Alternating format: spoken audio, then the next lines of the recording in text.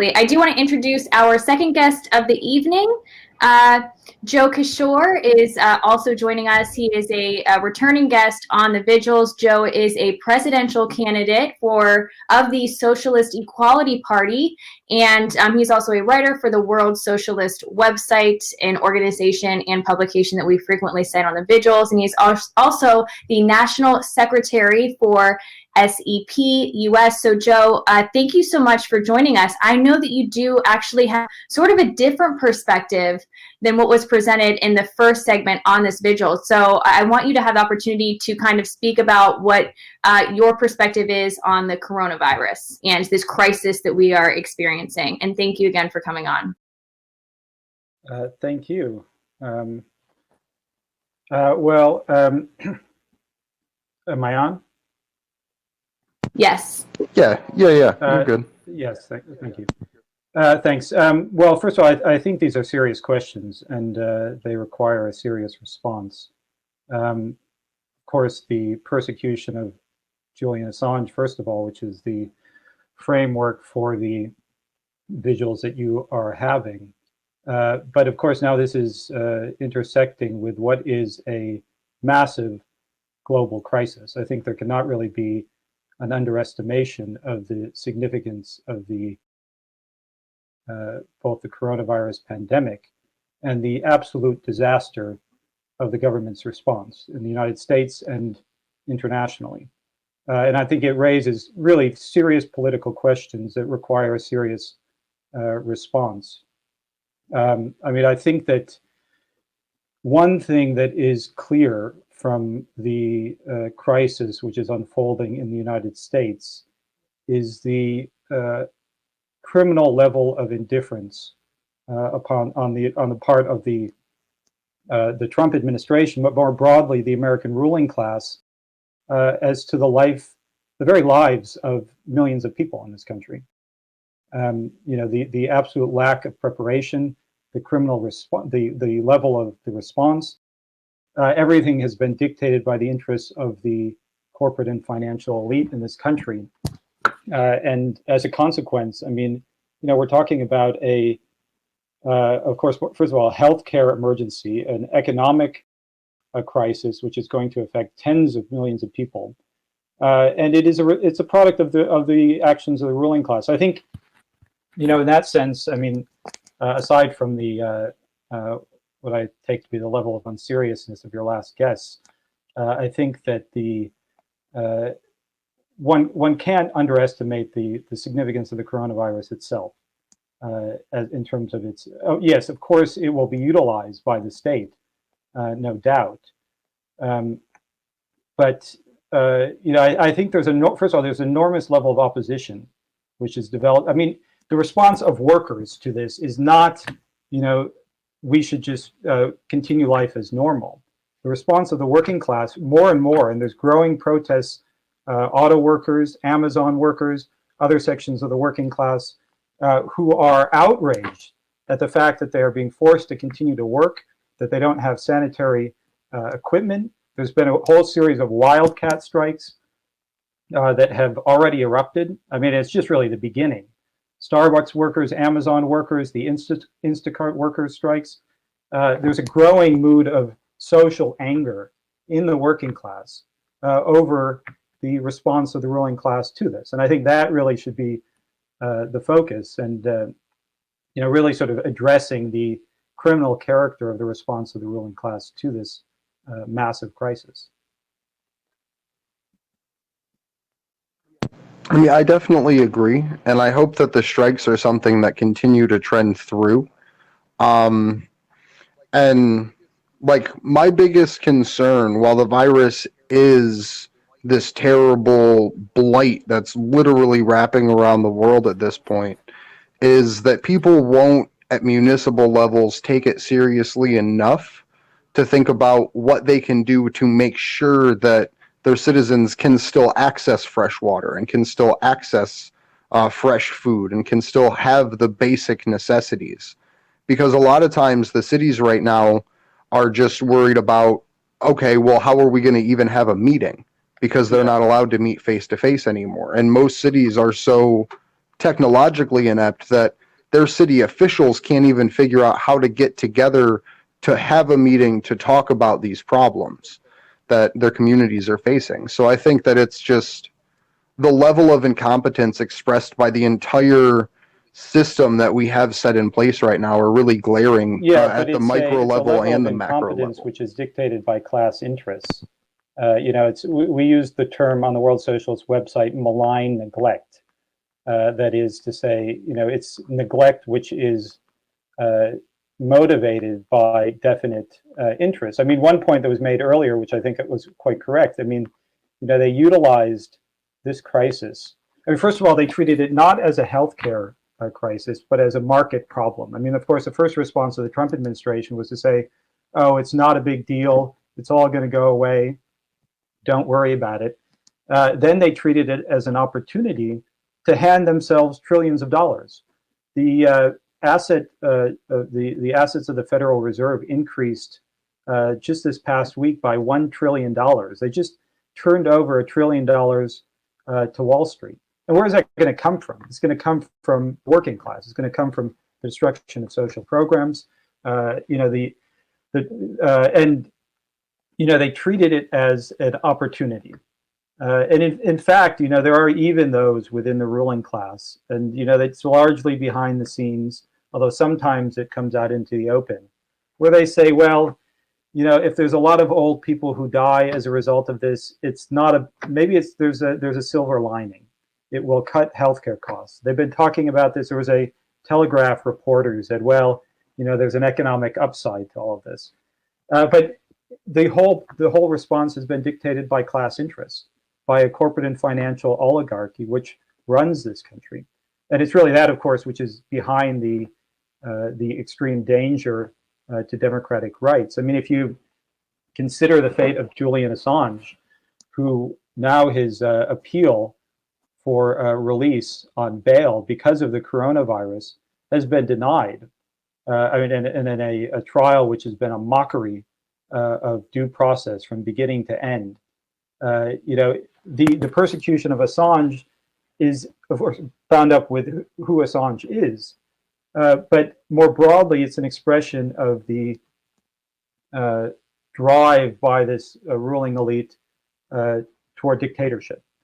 And on that, I very much agree. I mean, there is a real danger, the measures which are being taken.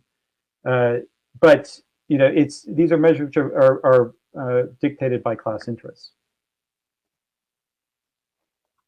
What do you think Absolutely. is the appropriate response, and what do you think the government should be doing right now, or perhaps should have done maybe many months ago? What do you think would be the best solution? I would say many years ago. I've been reading some of the reports on warning of the danger of a pandemic. I mean, they go back to the early 2000s at the very least, to the Bush administration, certainly through the Obama administration's reports, which are talking about the fact that the United States has a dangerously low supply of ventilators, that hundreds of thousands of ventilators are required to stockpile in the case of a pandemic like this, and nothing was done.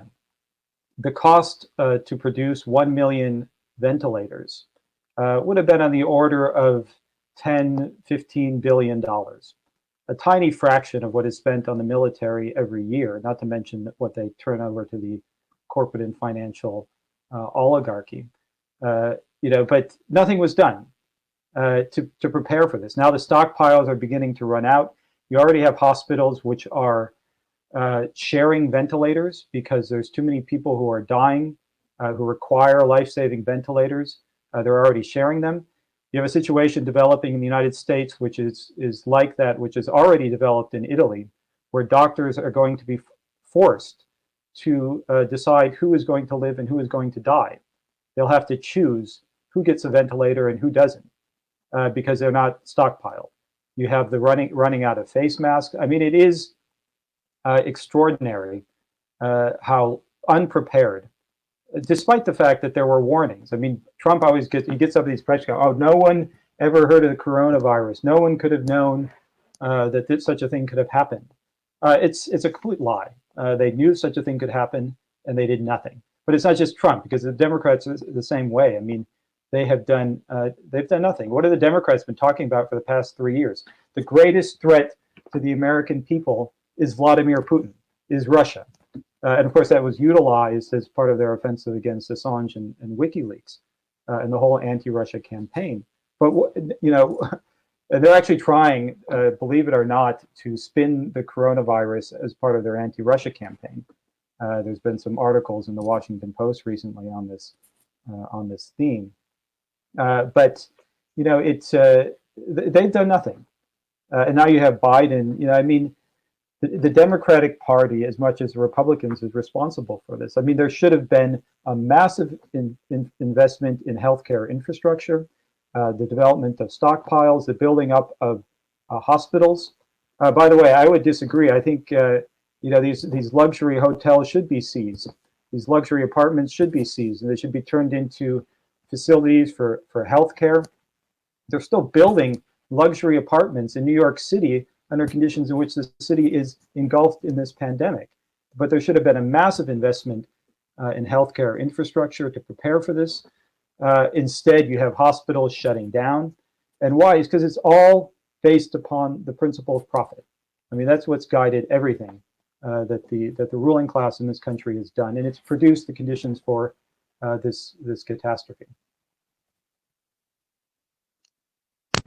And the biggest thing too right now also, and it relates back to Julian's campaign, is the threat to people in prisons. Because it's something that they literally create conditions for viruses and bacteria and illnesses to sweep over these places. They're highly unsanitary. The people get contact from the outside world through interacting with their lawyers and through the legal process, and then through visitors, but also through the guards themselves. And like in Belmarsh Prison, for example, they had 100 staff call off because they were self-isolating for the coronavirus. And there's been multiple reports and multiple deaths through the UK's prison system, and it's something that it's just a matter of time until it sweeps across the country here in the United States. And you have nations like Iran that are these brutal theocratic dictatorships that free 80,000 people at the drop of a hat because they understand that these people are at high risk, that these people are going to be killed if they are not released from jail. And at this point, we're not only creating a literal genocide of people inside of our prison systems once this sweeps through, but at the same time that we're losing our freedom of association. The greatest trial for free speech has literally unfolded for the first week. Julian was denied bail shortly thereafter last week, and then his evidentiary hearing isn't until May 18th. And the court systems may not even be open then to have this trial come out.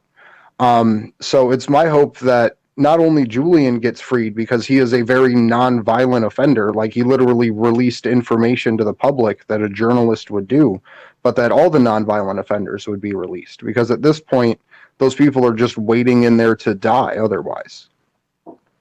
Yeah. I mean, it's the conditions in the prisons are disastrous. Of course, you also have now the conditions in refugee camps, which, I mean, if it starts to spread there, not to mention, I mean, it's only really beginning to spread in India, in Brazil, in Turkey. I think particularly in South Asia where this develops, I mean, you have, I think it's being massively underreported, and you have conditions of poverty, people living in cramped quarters. You're talking about a really massive catastrophe. I mean, here in Detroit, it's now emerging as an epicenter. It very much intersects with conditions of poverty, as with any crisis like this. You have a sort of, in some sense, a healthcare crisis. All right, there's a pandemic. There's this virus, which is particularly more lethal. It's particularly more can be spread more easily, and it's a healthcare crisis. But now it intersects with a social system, and everything in that society, really sort of creates the conditions for it to become, from a healthcare problem to a really massive social and economic disaster. I think just in response to the last question about what would one do, I mean, I think the basic point is that the resources exist to respond to this, to make sure that there is universal testing, to make sure that everyone has access to free and universal health care, the best health care available, that everyone who loses their job has a full income, that paid time off, that everything is done to make sure that those who are dislocated have a home. The basic social requirements. I mean, the resources exist to deal with this, to respond in a rational and scientific way, to make sure that all production which is non-essential is shut down, while all production that is essential is carried out in a safe and healthy manner. But the question is, how are those resources directed? Who controls the resources? Is it being allocated to the 400 people who own more wealth than the bottom 67% of the population? Is it allocated to serving their interests? Is it allocated to the Jeff Bezoses of the world? Or is it allocated to meeting the needs of the vast majority of the population? I think that's the basic question. Also, too, we've learned, just to kind of touch on some U.S. foreign policy, because, Joe, I do want to get your thoughts in on this. We know that the U.S. has continued sanctions on Venezuela and Iran. However, recently today, we're learning that there is some sort of bargaining taking place. But before we get into that specifically, we know that there's a specific report here, a report from the Center for Economic Policy and Research. Between a period of 2017 and 2018, there have been 40,000 civilian deaths in Venezuela due to U.S. sanctions. We could only imagine that number is going to increase and probably already has during this corona crisis. What do you make of this? I think it's really important that we do talk about this, because this is really serious, and this is also happening in Iran. At the same time, countries that the U.S. has historically demonized, being China, Russia, and Cuba, have really stepped up to aid Italy, and Cuba has really stepped up to provide aid to England, I believe, as well. So what do you make of the U.S. foreign policy at this time? Well, they're utilizing this. The ruling class bases itself on the principle of never let a good crisis go to waste. And they will utilize the crisis to advance their interests. I think in particular, and the operations of American imperialism are not going to go away. They are continuing. They will utilize this to press for their regime change operation in Iran, in Venezuela, absolutely. I think that's the basic question, and they'll use. I mean, the conditions in Iran, the fact that Iran doesn't have access to basic healthcare supplies as a result of the sanctions is a crime. We are calling for an international coordinated response to this, and part of that has to be an end to all sanctions, an end to the sanctions against Iran, an end to the sanctions against Venezuela, and it requires an opposition to the imperialist policy of the United States. But they will utilize this against, and clearly the developments today make evident that they're going to try to use this to develop their offensive against Venezuela.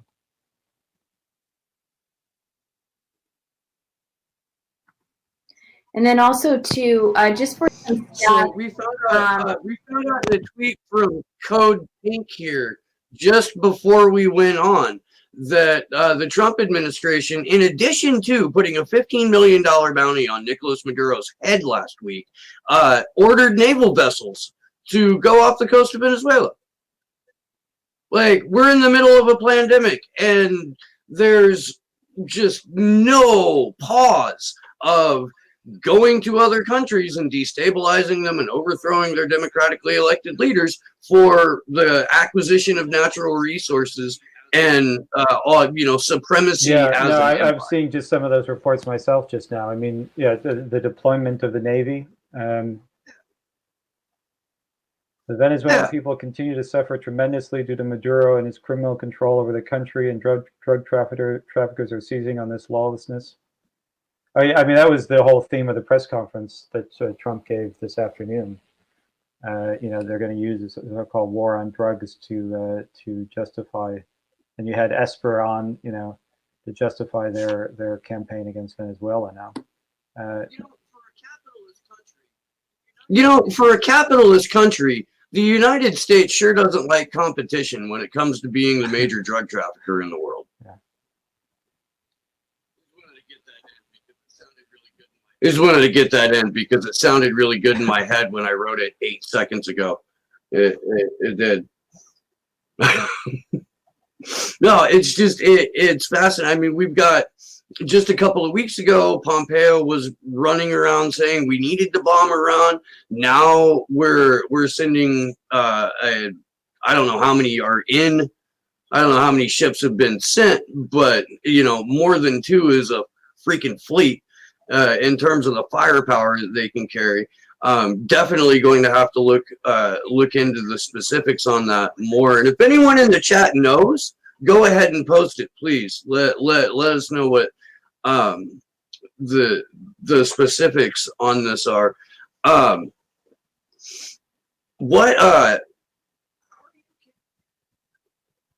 are you campaigning as a presidential candidate in the pandemic? How's that working? Like, or do you have?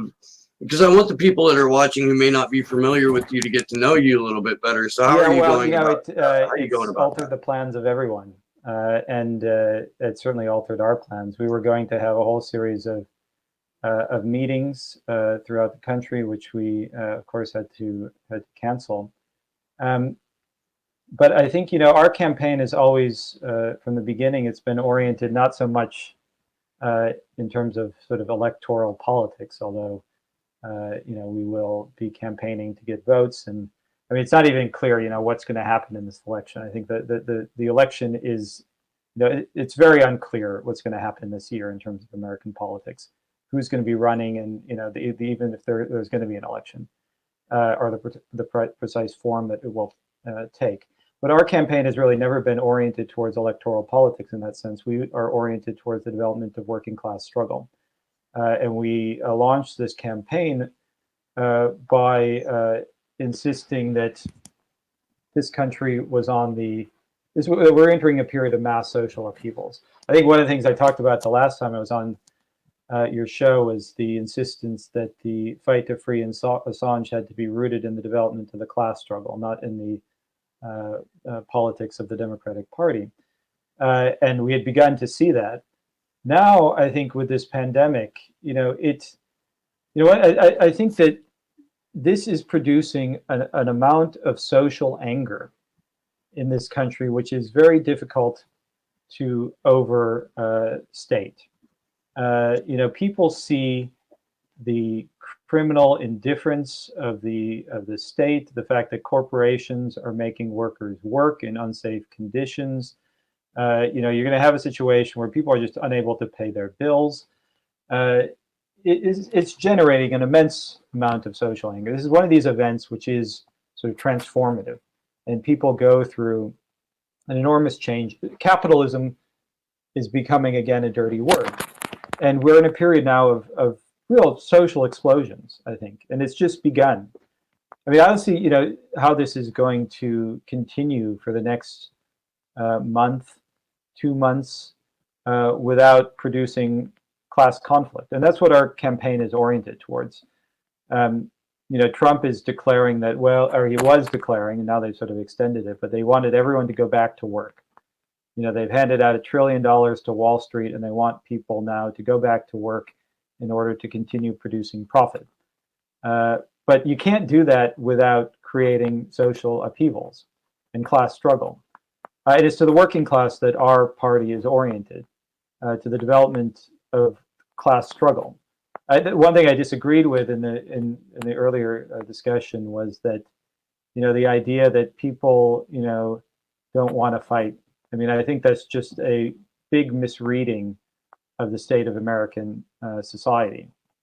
I think that there's as I said, there's enormous social anger. Our movement is directed towards the development within that of a conscious political leadership, one which understands that the problem is capitalism. And the solution to capitalism is the development of a movement in the working class in the United States and around the world to take political power and restructure the economy on the basis of social need and not private profit. And so that's what we're doing in the election campaign. Yes, the coronavirus pandemic has sort of changed the forms of the campaign as it's changed everything. But the content, actually, of the campaign, I think, has really been vindicated in these developments because, I think the case for socialism is made by what is happening. The case for the abolition of capitalism. There was already a movement for socialism developing. It found expression in support for Sanders. But one thing is clear. I mean, aside from the fact that Sanders is preparing to end his campaign, he's not even talking about capitalism anymore. He's not talking about socialism, of course. Anyway, the short answer is yes. It's of course enormously affected our campaign, but it's the form. The content, is. Oops. The content is confirmed, and I think we are fighting to give the social anger, the development of the class struggle in this country, conscious of political form and direction. And let's be honest. I mean, Bernie Sanders. If you're running a campaign and the goal of the campaign is get elected to the thing I'm running for, Bernie Sanders has been doing just a shit job of it the entire time that he's been out here this past year. Or really the last 4 years that he's just steadily been running for president.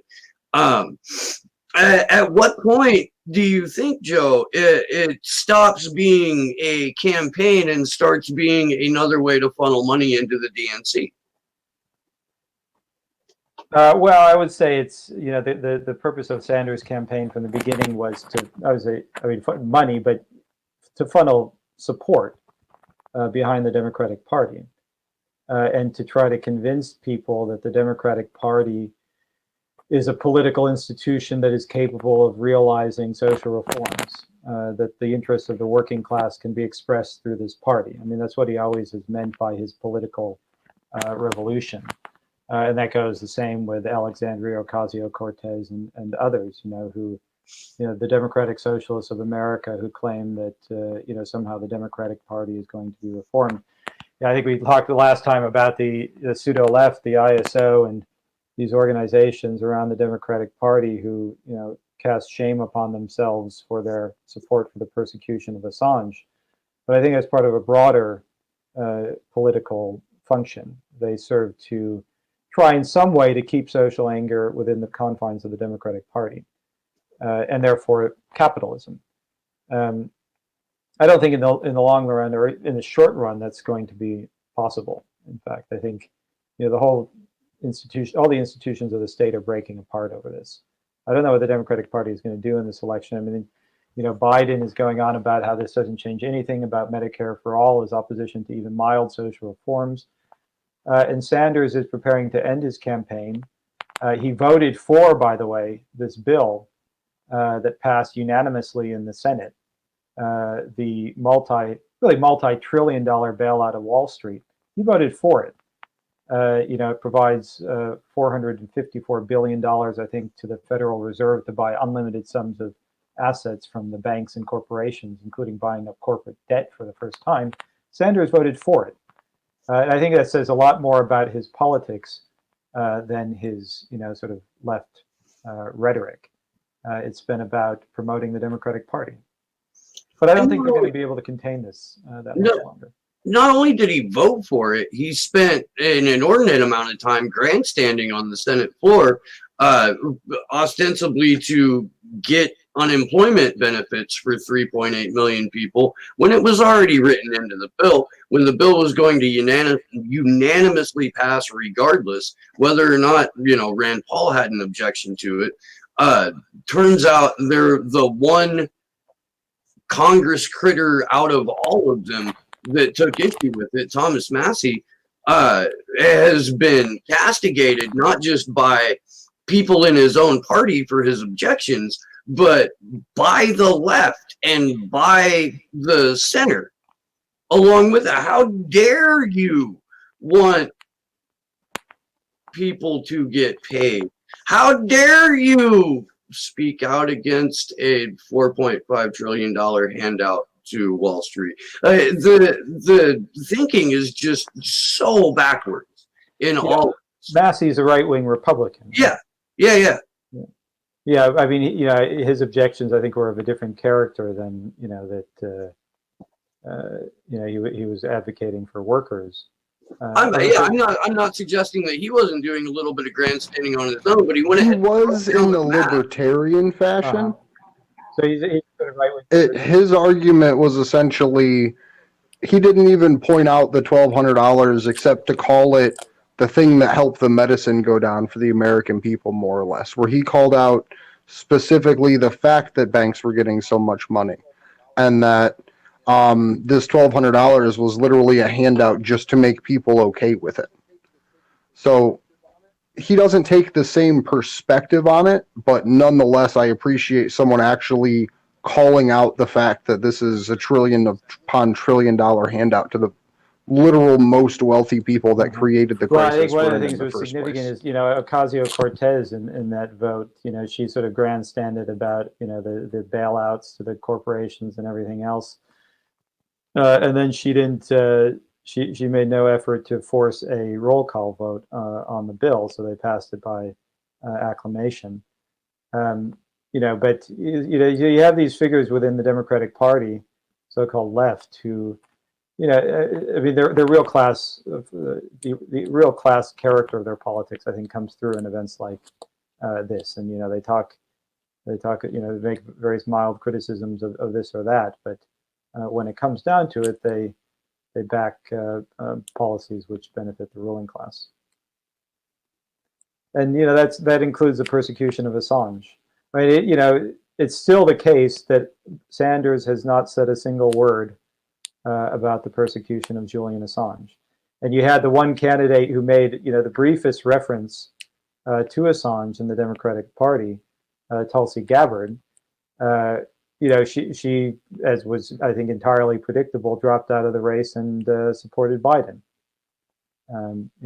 This. Yeah. I also want to make a question... comment on that because in the World Socialist website, it was reported that, and I can't remember who wrote this article, but it was quite fascinating, and it was about Tulsi Gabbard basically supporting Biden. And in this article, it was also revealed that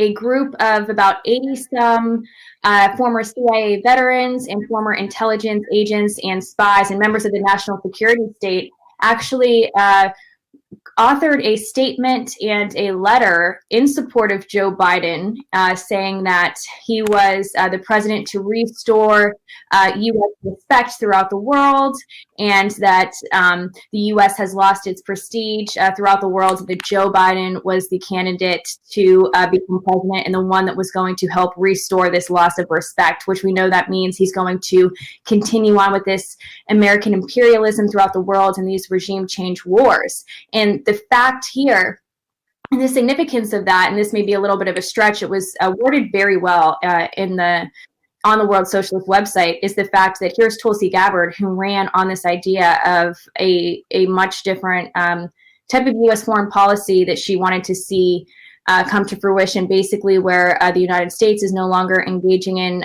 regime change wars. And here she is supporting this candidate who has been backed by the very people who created and advocated for the very wars that she has opposed.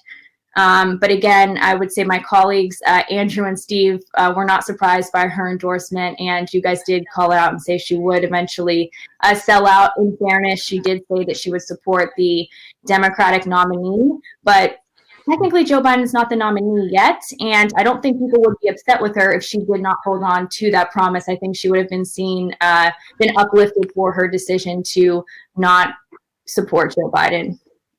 Well, I think her endorsement of Biden came at a time when there was a real coordinated campaign within the Democratic Party to essentially undermine the Sanders campaign. Because you had she came out. I think it was right after you had the big wave of dropouts from the other major Democratic Party candidates, and they all endorsed Biden, except for, of course, Elizabeth Warren, who dropped out without officially endorsing anyone, although that was, essentially an endorsement of Biden as well.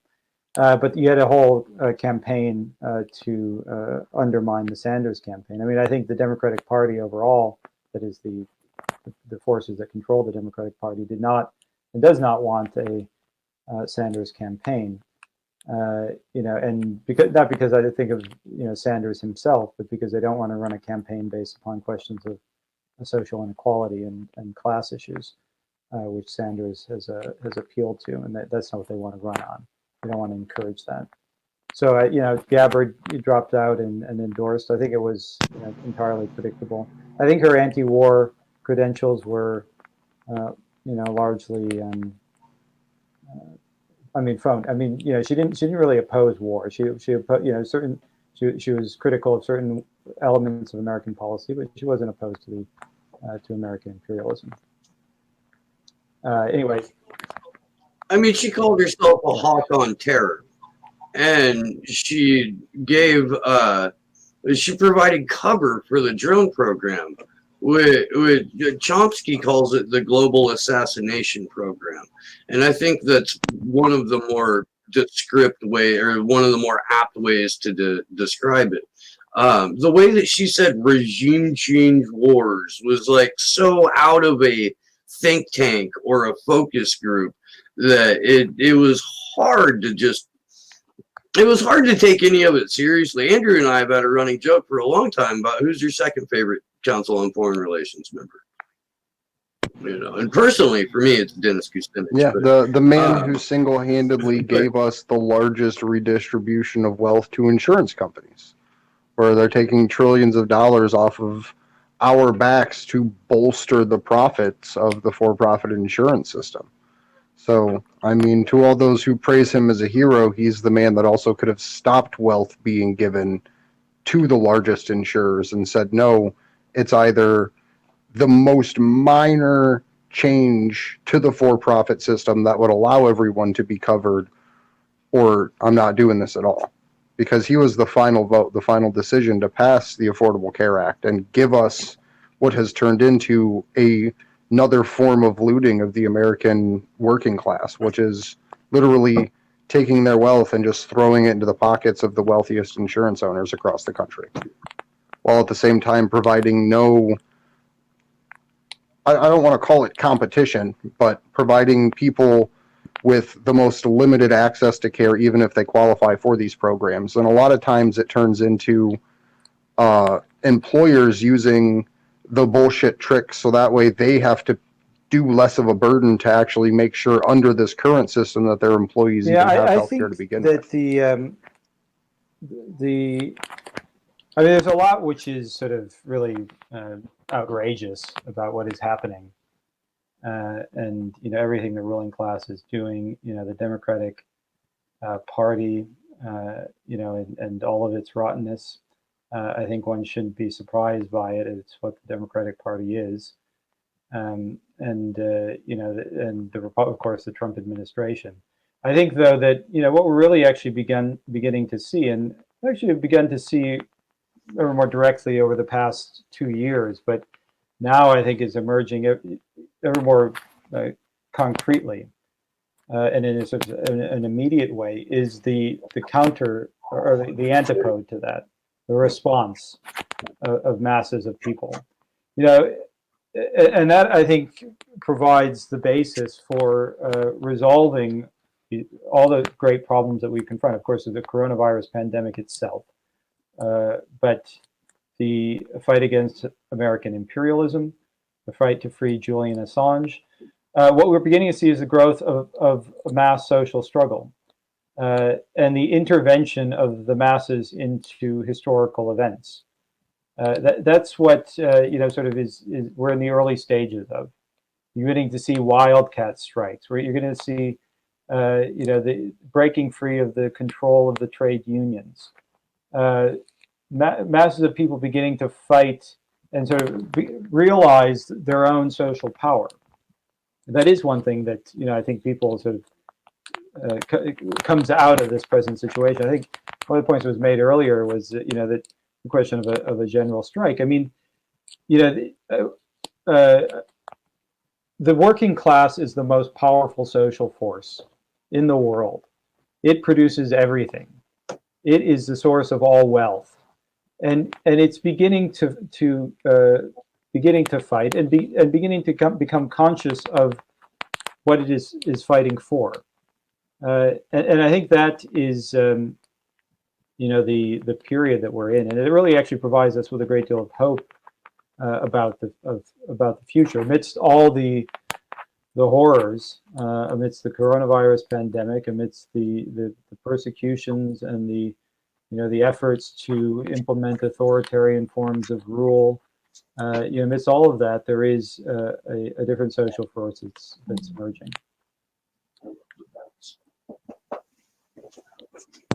Absolutely. So, I'd like to thank you for coming on with us, Joe. Is there any final thoughts for the evening that you have, or anything that you'd like to leave our audience with? And where do you think they could find you? Yeah, well, I guess the final thought is that I think that I mean, actually, just go back to your initial question about what we're doing. Our campaign is fighting to build a socialist leadership in the working class in the United States and all over the world. That's what our party is doing. That's what the World Socialist website is doing. We're fighting to build a socialist leadership in the working class, to make conscious the unconscious struggles that have already begun to erupt, to build a leadership. And that's what we're doing. We're holding online meetings. We're holding, of course, we're writing every day. We're very active on social media, both myself and my running mate, Narissa Santa Cruz. You can find me on Twitter at J Kishore, JKISHORE. That's my handle, and we're fighting very actively in this to build a political leadership, and we encourage anyone here listening here who agrees with that to come to our website, to go to the World Socialist website. Socialism2020.org is our campaign site, and to sign up to become involved in the campaign and join our party, the Socialist Equality Party.